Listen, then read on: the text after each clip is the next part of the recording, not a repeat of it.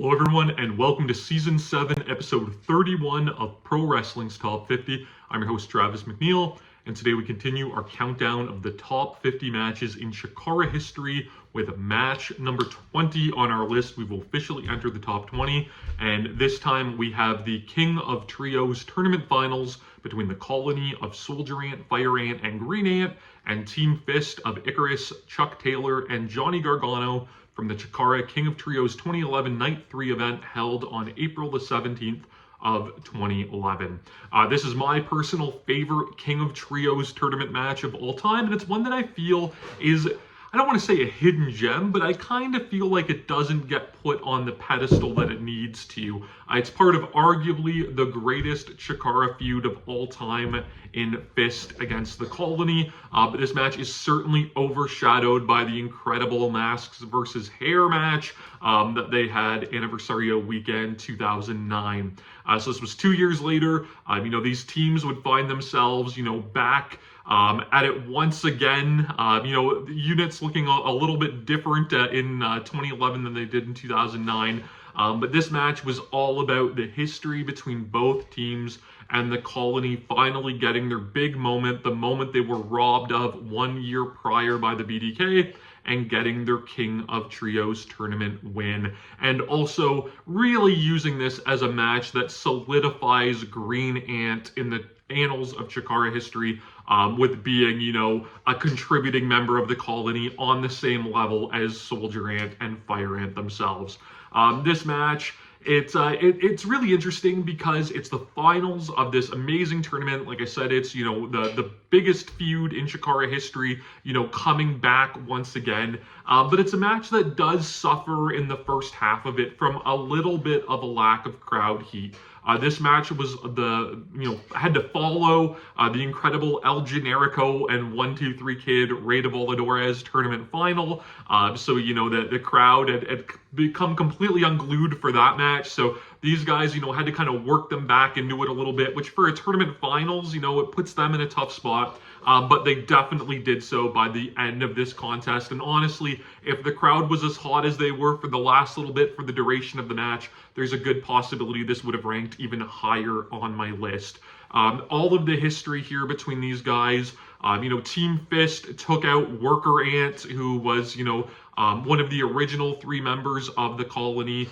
They were replaced by Green Ant. Like I said, they had the Mask versus Hair match in 2009 that saw Chuck Taylor and Icarus have their heads shaved.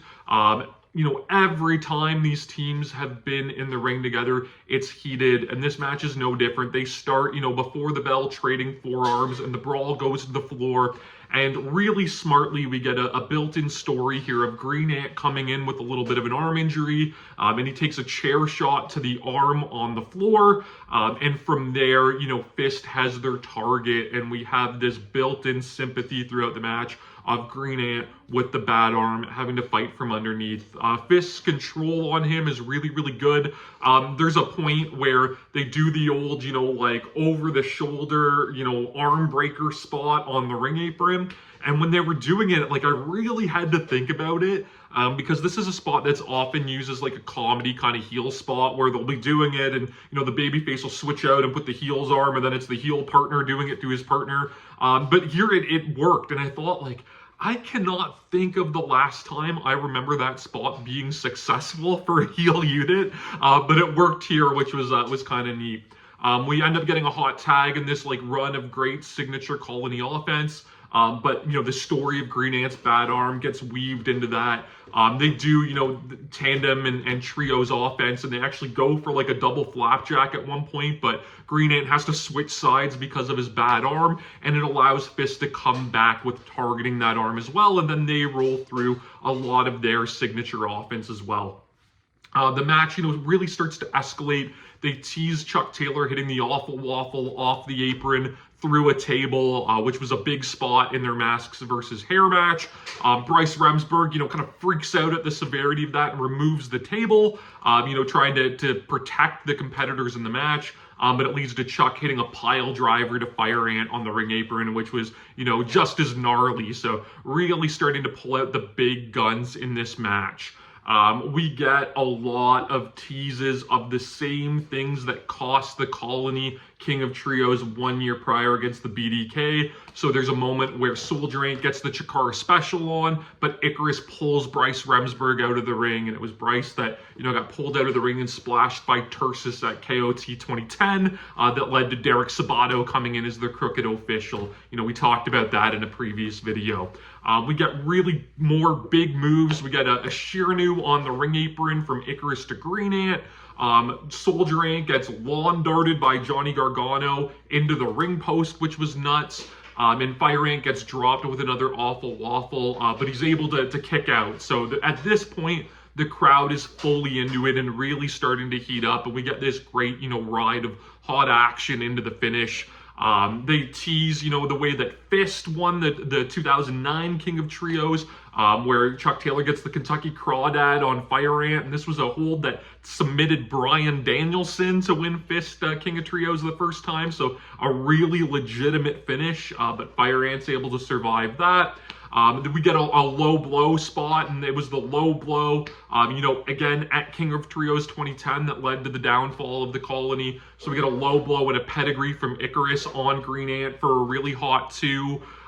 It just, a great take on like the mask ripping that we would see in matches between these guys, leading into that hair versus mask match where they pull an antenna off Green Ant, and he would go, the rest of his career, missing an antenna, which was kind of neat. We get a big spot with like a triple team Hertz donut where one of, I believe it was Chuck, like comes off with a double stomp while Icarus hits like a front lung blower, then Gargano hulks him up into the, the Hertz donut or the Uniquely You or whatever he was calling it at that point. I don't even remember what he calls it now, but it's like that full Nelson spun out into the face buster.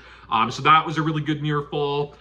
Fist had been like nefariously cheating, as they're known to do all throughout the tournament. So we get a tease of a powder spot, which they used earlier, but this time it misses. And while Johnny Gargano was blinded, he hits a super kick on Chuck Taylor, and then Chuck gets hit with a TKO and beach break in succession from Soldier and Fire Ant for a great near fall for 2 there. So just really, really good stuff that could have been the finish at any point. The Colony ends up getting the anthill on Icarus, which is, always kind of been their coup de grace, but it's not enough. He kicks out at 2, and it leads in this big time finish that the Colony had used before, where they hit this super antipult off the rope. So Soldier and Fire are standing on the buckles with their arms crossed, and Green Ant perches himself up on, their arms for a big splash off the top. It's enough for 3. It gives, the Colony their big moment. It gives Green Ant the biggest win of his career. And it worked so well for me.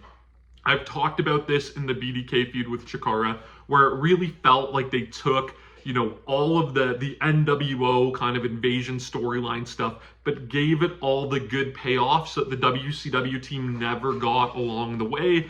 And this was one of them. We had the BDK cheat, the Colony out of King of Trios the year before, and this was, the Colony getting their due. And, it wouldn't have meant as much at this point for them to get that win over the BDK, because the BDK, was starting to crack and fall apart at the seams, at this point in Chikara. But, with them getting the win over former Trios champions, their greatest rivals, it was, arguably even better. And what I really liked about this match at the time is it really could have went either way with who would win. You knew at some point that Chikara was maybe going to give a team a second King of Trios win. If any team should have gotten that, it probably should have been Team Fist.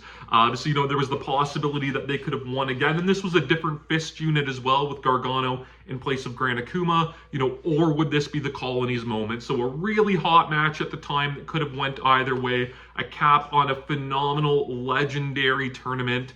Like I said, it's, maybe not the popular opinion.